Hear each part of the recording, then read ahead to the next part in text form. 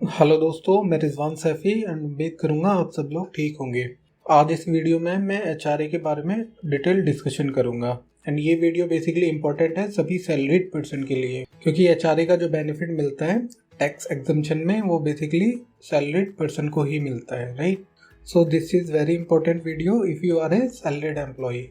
इस वीडियो में मैं डिटेल में डिस्कशन करूँगा कि एचआरए क्या होता है एंड कौन इसको क्लेम कर सकते हैं, मतलब कंडीशन क्या क्या सेटिस्फाई करनी होती है एचआरए की एग्जम्पशन क्लेम करने के लिए, एंड एचआरए को कैसे कैलकुलेट करना है, एंड एचआरए के रिगार्डिंग कुछ इंपॉर्टेंट पॉइंट्स के बारे में भी इस वीडियो में हम डिस्कशन करेंगे। अगर मैं बात करूं कि एचआरए क्या होता है, देखिए एचआरए की फुल फॉर्म बेसिकली होती है हाउस रेंट अलाउंस, ठीक है। तो इट मीन्स जैसा कि नाम से ही क्लियर है कि ये रेंट के रिगार्डिंग एक अलाउंस है, राइट। बेसिकली एचआरए आपकी सैलरी का पार्ट होता है। पार्ट कैसा होता है, लेट सपोज किसी की सैलरी 50,000 है, ठीक है। इंटरव्यू में डिसाइड हुआ कि 50,000 पर मंथ सैलरी होगी, राइट। सो उनके पास दो ऑप्शन होते हैं। एक ऑप्शन होता है कि ग्रॉस आपको एज ए बेसिक दे दे, मतलब बिना कुछ बाइफिकेट किए आपका 50,000 वो पे करते हैं। सेकेंड ऑप्शन होता है कि इसका सैलरी स्ट्रक्चर बना ले प्रॉपर। सैलरी स्ट्रक्चर मीन्स ये हो गया कि ये जो 50,000 आपको पे करेंगे, इस 50,000 को वो डिवाइड कर लेते हैं, लाइक आपका 30,000 आपको पे करेंगे लाइक बेसिक सैलरी, ठीक है, एंड बाकी 10,000 आपको कर देंगे एचआरए, एंड दूसरा फिर आपका जो 10,000 बचा उसको अदर अलाउंस, ठीक है। सो देखिए कंपनी को देना 50 है, चाहे वो ग्रॉस आपको 50 दे दे या आपका सैलरी स्ट्रक्चर प्रॉपर तरीके से बना ले कि 30,000 आपको बेसिक मिलेगा, एचआरए मिलेगा एंड 10,000 आपको अदर अलाउंस मिलेंगे। तो इन टोटल कंपनी की जेब से 50,000 ही जा रहा है। बट ऐसे बाइफिकेशन करने से, सैलरी स्ट्रक्चर बनाने से क्या होता है, जो सैलरीड पर्सन होते हैं उनको एग्जम्पशन मिल जाती है, मतलब टैक्स में छूट मिल जाती है, ठीक है। सो अगर सैलरी का प्रॉपर बाइफिकेशन होता है तो ये सैलरीड एम्प्लॉय के फेवर में होता है। सो ऑलवेज ट्राई कि आपके जो सैलरी मिल रही है उस पर भी बाइफिकेशन आपको मिले, ठीक है, एचआरए भी मिले आपको। देखिए ये जो मैंने अभी बताया है कि ये मैंडेटरी नहीं है कि जो आपको सैलरी मिली है उसका बाइफिकेशन हो, बट अगर आपको एचआरए क्लेम करना है in that case it is mandatory कि आपको जो सैलरी मिल रही है उसमें एचआरए भी इंक्लूड हो, ठीक है, अदरवाइज आपको नहीं मिलेगी। तो ये आपको चेक करने के लिए अपनी सैलरी स्लिप चेक करनी है कि आपको एचआरए मिलता है नहीं मिलता। इनकी सैलरी में एचआरए ऐड है, ठीक है, मिलता है, एचआरए सैलरी का पार्ट है, तो उसी केस में आपको एचआरए का बेनिफिट मिल पाता है, ठीक है। और इन केस नहीं मिलता है तो आप कंपनी में एचआर से स्पेशल रिक्वेस्ट कर सकते हैं कि हमें एचआरए सैलरी का पार्ट बनाइए सो दैट हम एचआरए की एग्जम्पशन ले सकें, ठीक है, उससे आपका टैक्स सेव होगा। एंड देखिए इसमें एक आता है पॉइंट कि कितना एचआरए सैलरी का पार्ट बनना चाहिए सो दैट आपकी मैक्सिमम टैक्स सेविंग हो सके। तो इसमें बेसिकली कोई स्पेशल रूल नहीं है, बट इसमें मैं एडवाइस करूँगा जो भी आपके कंसल्टेंट हैं उनसे एक बार डिस्कस करिए तो वो इसमें आपकी हेल्प कर सकते हैं। एंड ऑब्वियस एचआरए की वैल्यू ऊपर नीचे करने से आपकी टैक्स सेविंग पे भी फ़र्क पड़ता है। तो इसके लिए आप अपने कंसल्टेंट से कांटेक्ट कर सकते हैं कि आपका सैलरी स्ट्रक्चर बेस्ट क्या होगा सो दैट आपकी टैक्स सेविंग ज़्यादा से ज़्यादा हो। नेक्स्ट हमारा पॉइंट है कि कौन एचआरए को क्लेम कर सकता है, मीन्स क्या क्या कंडीशन सेटिस्फाई करनी होंगी, ठीक है, एलिजिबिलिटी क्राइटेरिया क्या है। देखिए इसमें 4 पॉइंट है, 1 2 3 4, तो चारों कंडीशन आप सेटिस्फाई करते हैं तभी आपको एचआरए का एग्जम्पशन मिलेगा, ठीक है। फर्स्ट कंडीशन है exemption is available to salaried person. देखिए किसको ये मिलेगी, सिर्फ सैलरीड पर्सन को। लेट सपोज अगर कोई बिजनेस करता है तो उसको एचआरए का बेनिफिट नहीं मिलेगा, ठीक है। किसको मिलेगा, सैलरीड पर्सन को, अगेन सैलरी इनकम, ठीक है। अगर कोई सैलरीड पर्सन है उसकी सैलरी इनकम से ही ये बेसिकली एग्जम्पशन मिलती है। एक एग्जांपल लेते हैं, लेट सपोज कोई सैलरीड पर्सन है एंड वो पार्ट टाइम में एज ए फ्रीलांसर काम भी करता है जो कि उसकी बिजनेस इनकम होती है, तो एचआरए का जो एग्जम्पशन माइनस होगा बेसिकली वो सैलरी इनकम से ही होगा, उसकी जो फ्रीलांसिंग बिजनेस इनकम है उससे नहीं होगा, ठीक है। सेकंड हमारा जो कंडीशन है वो है कि आपकी जो पैकेज है या सीटीसी है उसमें बेसिकली एचआरए सैलरी का पार्ट होना चाहिए, ठीक है। जैसे मैंने आपको पहले बताया है, इसके लिए आप अपनी सैलरी स्लिप चेक कर सकते हो कि एचआरए की सैलरी का पार्ट है या नहीं। इन केस एचआरए सैलरी का पार्ट है तो ही आपको एग्जम्पशन मिलेगी। सेकंड कंडीशन ये चेक करनी है। थर्ड है कि आप रेंटेड एकोमोडेशन में, ठीक है, स्टे करनी चाहिए। ऐसे नहीं कि आप सैलरीड पर्सन भी हैं, आप HRA भी मिलता है, तो आपको ज़रूरी नहीं कि HRA की एग्जम्पशन मिलेगी। उसके लिए आपको थर्ड कंडीशन सेटिस्फाई करनी की होगी कि आप एक्चुअल में रेंट पर रहते हैं, ठीक है। बहुत से केसेस में ऐसा होता है कि सैलरीड पर्सन है, HRA भी मिल रहा है, बट खुद के घर में रहते हैं, मतलब रेंट पे नहीं कर रहे, तो तब भी HRA का बेनिफिट नहीं मिलेगा। इट मीन्स किराए के घर पे रहना मैंडेटरी है, ठीक है, रेंटेड होने चाहिए आप, तभी HRA का बेनिफिट मिलेगा। लास्ट हमारी कंडीशन है, देखिए इससे पहले क्या होता था, सिर्फ एक ही टैक्सेशन का टाइप होता था इंडिया में कि सैलरीड पर्सन का टैक्स की कैलकुलेशन कैसे करनी है, बट अभी लास्ट 1 to 2 ईयर से old tax regime and new tax regime का कॉन्सेप्ट चल गया है, ठीक है। तो HRA का अगर आपको बेनिफिट लेना है तो आपको ओल्ड टैक्स रिजीम में ही अपनी ITR फाइल करनी होगी, ठीक है। तो चारों कंडीशन एक बार रिवाइज कर देता हूँ। आप सैलरीड पर्सन होंगे, ठीक है, एंड आपको HRA मिलता होगा, इसके लिए आप सैलरी स्लिप चेक कर सकते हैं, एंड आप रेंट पर रहते होंगे, एंड फोर्थ कंडीशन आप ओल्ड टैक्स रिजीम में अपनी ITR फाइल करेंगे। अगर चारों कंडीशन आप सेटिस्फाई करते हैं तो ही आपको HRA की एग्जम्पशन मिलेगी, ठीक है। इन केस आपका कोई डाउट है इस रिगार्डिंग तो आप मुझे कमेंट बॉक्स में पूछ सकते हैं। नेक्स्ट हमारा पॉइंट है हाउ टू कैलकुलेट HRA की कैलकुलेशन कैसे करेंगे, ठीक है। तो इसमें बेसिकली थोड़ा ये टेक्निकल हो जाता है। इसमें हमें 3 कंडीशन चेक करनी होती हैं, ठीक है, 3 कैलकुलेशन हमें करनी होती है, एंड जो भी इसमें से लोवेस्ट होगा, लीस्ट ऑफ द बिलो, वो आपकी HRA एग्जम्पशन होती है, ठीक है। तो पहला आपको क्या कैलकुलेशन करनी है, जो आपको एक्चुअल HRA मिला है वो आप लिख लेंगे, ठीक है, एक्चुअल HRA, ठीक। ये कैसे कैलकुलेशन करेंगे, जो भी आपकी 12 महीने की स्लिप होंगी, सैलरी स्लिप, उनका हर महीने का HRA का टोटल कर लीजिए आप, ठीक है। HRA जो मिला है सैलरी स्लिप में उसको टोटल कर लीजिए। एंड सेकंड कंडीशन है, जो भी आपने रेंट पे किया है एक्चुअल में वो 12 महीने का टोटल कर लीजिए, एंड आपको माइनस करना है 10% of basic salary and DA, ठीक है। बेसिक सैलरी एंड DA को टोटल कर लीजिए पूरे साल को, एंड उसका 10%, ठीक है, rent paid minus 10% of basic salary and DA, जो भी अमाउंट आएगी उसको आप लिख लेंगे। थर्ड आपको चेक करना है 40% और 50% of basic salary plus DA। तो ये देखिए अलग अलग होता है कि या तो आप 40% of basic and DA check करेंगे या फिर 50% ऑफ बेसिक सैलरी या DA।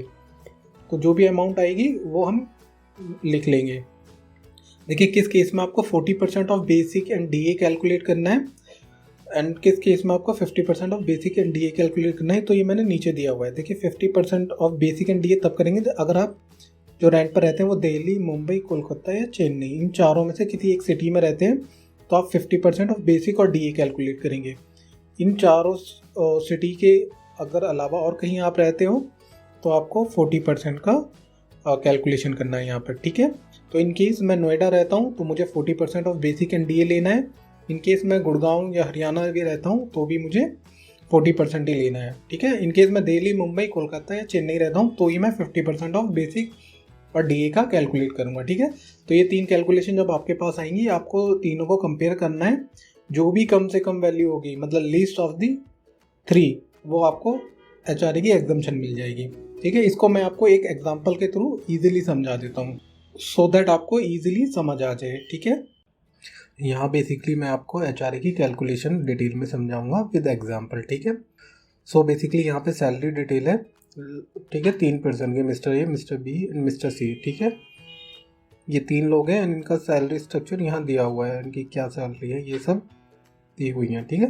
देखिए अगर सैलरी स्ट्रक्चर की बात करूँ तो मिस्टर A का बेसिक सैलरी 4,80,000 मिलता है, एंड HRA इनको 1,20,000, ट्रैवल अलाउंस 60,000, तो टोटल 6,60,000 इनको एनुअल मिलता है, जिसका मैंने यहाँ पे बाइफिकेशन दिया हुआ है। ये बाइफिकेशन बेसिकली आपको क्या करना है, हर महीने की सैलरी स्लिप लेनी है, अप्रैल टू मार्च आपको टोटल करना है, एंड टोटल आपका लेट सपोज कि जो बेसिक सैलरी का इनका टोटल आ रहा था 4,80,000 मैंने लिखा हुआ है, सेम वे में HRA ट्रैवल अलाउंस ये पूरे 12 महीने का है, ठीक है, April to March. Then next mister B का देखिए तो इनको बेसिक सैलरी 6 लाख मिलती है, DA भी मिलता है इनको 60,000, HRA 1,80,000 मिलता है, एंड ट्रैवल अलाउंस 36,000 मिलता है, एंड इसके अलावा अदर अलाउंसेस होते हैं जो कि 24,000। देखिए यहाँ पे अगर आप कंपेयर करेंगे तो मिस्टर A को DA नहीं मिल रहा था बट मिस्टर B को मिलता है, तो इट मीन्स ये ज़रूरी नहीं है कि सैलरी में कौन कौन से पार्ट आपको ऐड कराने हैं, ठीक है, लाइक DA कराना ही नहीं कराना है, तो it totally depends on your company कि वो करती है नहीं करती, बट इसके लिए आप भी कंपनी को रिक्वेस्ट कर सकते हो कि मेरी सैलरी में आप HRA भी इंक्लूड करो, मतलब बाइफिकेट कर दीजिए सैलरी को, सो दैट मुझे HRA का एग्जेम्पशन मिल सके, ठीक है। तो ये बेसिकली इसके रिगार्डिंग कोई फिक्स लॉ नहीं है, it is up to employer and employee, ठीक है। तो नेक्स्ट अगर मैं सी की बात करूँ, इनको 7,50,000 बेसिक सैलरी मिलता है, DA 1 लाख मिलता है, HRA 1,80,000, travel allowance 50,000 and other allowance 20,000, तो टोटल 11 लाख इनको एनुअल मिलता है, राइट। सो इसके सैलरी स्ट्रक्चर के अलावा हमें बेसिकली रेंट कितना पे किया है ये डिटेल भी चाहिए होती है। तो मिस्टर ए ने पे किया 1,80,000, ये एनुअल रेंट है, ठीक है। मिस्टर बी ने 2,40,000 एंड मिस्टर सी ने 3 लाख। बेसिकली हमने सारी कैलकुलेशन एनुअल इसलिए की है क्योंकि ITR जो जाती है ये भी एनुअल होती है, ठीक है, अप्रैल टू मार्च। सो हमने टोटल वैल्यू एनुअल बेसिस पे ली है। एंड देखिए लोकेशन भी आपको लेना होता है कि किस लोकेशन में आपने रेंट पे किया है, ठीक है। लेट्स सपोज कि आपका जो रेंटेड थे आप वो लोकेशन दिल्ली थी, मिस्टर बी की नोएडा थी, मिस्टर सी की गुरुग्राम थी, ठीक है। तो ये इन्फॉर्मेशन कलेक्ट करने के बाद मैंने इससे पहले जो आपको एग्जांपल दिया था उसमें मैंने आपको बताया था कि रेंटेड प्रीमाइसेस का रेलिवेंस क्या होता है, ठीक है। अब मैं आपको बेसिकली HRA का कैलकुलेशन समझाता हूँ, ठीक है। और इससे पहले मैंने आपको जो HRA का कैलकुलेशन बताया था उसमें बेसिकली 3 पॉइंट हमें कैलकुलेट करने होते हैं। फर्स्ट रहता है एक्चुअल HRA रिसीव। तो एक्चुअल HRA देखिए ऊपर यहाँ पर 1,20,000 मिला तो सेम कॉपी कर लिया। नेक्स्ट मिस्टर बी का 1,80,000 ये नीचे कॉपी किया हुआ है, यहाँ पे सी को 1,80,000 तो ये हमने यहाँ पे मेंशन कर लिया, ठीक है। सेकंड कैलकुलेशन हमें करनी होती है rent paid minus 10% of basic and DA। देखिए रेंट पेड कितना है एनुअल, इस केस में 1,80,000 माइनस कर देंगे बेसिक एंड DA का 10%, तो 1,80,000 इसका 10% करेंगे तो 48,000, तो आपका 1,32,000 आ जाएगा, ठीक है। मैंने फॉर्मूला लगाया हुआ है यहाँ पे। एंड देखिए एंड बी का निकालेंगे rent paid minus 10% of basic and DA, तो 2,40,000 माइनस 6,60,000 दोनों का करेंगे तो 6,60,000 का 10%, ठीक है। तो इट मीन 66,000 माइनस 2,40,000, जो बैलेंस बचेगा 1,74,000। सेम वे में हमने और सी का कैलकुलेट किया कि rent paid 3 lakh minus 10% of 7,50,000 and 1 lakh, तो 10% ऑफ 8,50,000, तो जो बैलेंस आया 2,15,000। एंड थर्ड हमें जो कैलकुलेशन करनी है होती है, ये करना होता है हमें 40% और 50% ऑफ बेसिक एंड DA। ये हमें कैसे डिसाइड होगा कि 40% लेना है 50% लेना है बेसिक DA का। देखिए अब मैंने आपको पहले फॉर्मूले में बताया था, अगर आप दिल्ली, मुंबई, चेन्नई एंड कोलकाता इन 4 शहर में से कहीं रहते हैं तो आपको 50% ऑफ बेसिक मिलता है एंड DA। एंड इसके अलावा और किसी लोकेशन पर रहते हैं और किसी स्टेट में रहते हैं तो आपको 40% ऑफ बेसिक एंड DA लेना होता है। तो दिल्ली इसमें कवर्ड है तो इसका मतलब बेसिक एंड DA का 50%, ठीक है। 4,80,000 एंड बेसिक 0 है तो इसका 50% 2,40,000। एंड हम मिस्टर बी के केस में देंगे तो ये नोएडा रहते हैं तो बेसिकली इनको 40% कैलकुलेट करना है, तो 6,60,000 इन दोनों का 40% करना है तो 2,64,000 आएगा। एंड ये गुरुग्राम रहते हैं, इट मीन्स इनको भी 40% ही करना पड़ेगा बेसिक एंड DA का, तो 750 प्लस 1 का अगर 40% करेंगे तो 3,40,000। अब हमें क्या करना होता है, ये जो हमने 3 कैलकुलेशन करी, मिस्टर ए का अगर मैं देखूंगा तीनों में से जो भी लोवेस्ट होता है, ठीक है, mister A, mister B, mister C सब अपना अलग अलग कैलकुलेट करेंगे, तो मिस्टर ए का जो लोवेस्ट है इन तीनों में से वो है 1,20,000, तो इट मीन्स 1,20,000 इनको एग्जम्पशन मिल जाएगा HRA का, ठीक है। एंड मिस्टर बी की बात करूँ, तीनों का सबसे जो लोवेस्ट पार्ट है वो है 1,74,000, ठीक है। तो सेम वे में 1,74,000 इनको HRA एग्जम्पशन मिल जाएगी। एंड मिस्टर सी की मैं बात करूं तो इसमें इन तीनों में लोवेस्ट है इनका 1,80,000, तो यहाँ बेसिकली ये गलत है, तो 1,80,000 इनको मैक्सिमम मिल जाएगा जो एग्जम्पशन होती है। देखिए यहाँ मैं बात करूँगा कि HRA के से रिलेटेड कौन कौन से इंपॉर्टेंट पॉइंट्स आपको पता होने चाहिए, ठीक है। These points are very important, तो आपको ये पता होना चाहिए। देखिए पहले पॉइंट की बात करूँ, if HRA is not received in salary then you can claim rent payment deduction of rupees maximum 60,000 per annum under section 80 GG। देखिए इन केस आपको सैलरी में HRA नहीं मिल रहा है, ठीक है, मतलब आपने अपनी सैलरी स्लिप चेक की एंड आपने पाया कि उसमें HRA इंक्लूड नहीं है, तो आपको जो रेंट की पेमेंट कर रहे हैं वो मैक्सिमम 60,000 आपको डिडक्शन मिल जाएगी अंडर सेक्शन 80 GG में। ये बेसिकली अल्टरनेट है, या तो आप HRA क्लेम करेंगे, अगर ये नहीं हो पा रहा है HRA, क्योंकि मैंने जो 4 कंडीशन बताई हैं वो फुलफिल नहीं हो पा रही, तो आप 80 GG में रेंट का मैक्सिमम 60,000 आपको डिडक्शन मिल जाएगी। ठीक है, तो आपको रेंट के रिगार्डिंग दो ऑप्शन है रेंट की डिडक्शन लेने की, या तो HRA में ले लीजिए या फिर आपको 80GG सेक्शन में मिल जाएगी। बट एक ही लेना है, ऐसा नहीं HRA की भी आप एग्जम्पशन ले रहे हैं एंड 80GG में भी आप डिडक्शन ले रहे हैं। ठीक है, तो एक ही आपको चूज करना है। नेक्स्ट अगर मैं बात करूं, rent payment should be made through bank account. देखिए ये बेसिकली मेरी एडवाइस है, ये मैंडेटरी नहीं है। आप इसको कैश में भी कर सकते हैं, लॉ में स्पेशली नहीं लिखा हुआ। बट कैश में क्या है, आप पेमेंट करते हैं किसी को तो यहाँ पे कोई प्रूफ क्रिएट नहीं हो रहा है बेसिकली। ठीक है, तो मे बी मतलब कभी कभी एंट्री घुमाने के लिए लोग कैश का यूज़ कर सकते हैं, तो उसमें क्या है, कैश पेमेंट या कैश रिसीट ये डाउटफुल होती हैं। ठीक है, तो डाउट क्लियर करने के लिए कि आपको इन फ्यूचर कोई परेशानी नहीं हो, तो it is advisable to make rent payment through bank account only.